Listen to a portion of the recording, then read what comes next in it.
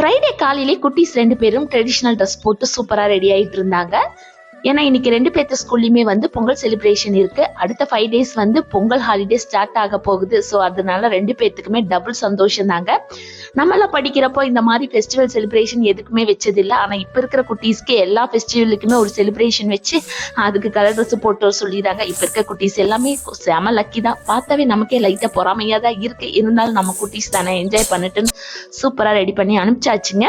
So காலையில் பிரேக்ஃபாஸ்ட்டுக்கு கருப்பு கவுனி அரிசியில் அடதோசை மாவு முன்னத்து நாள் ரெடி பண்ணி வச்சிருந்தேன். இந்த கிளைமேட்டுக்கு லைட்டா புளிக்கல. ஸோ காலையில எடுத்து பார்த்துருந்தேன், நல்லா புளிச்சிருந்துச்சு.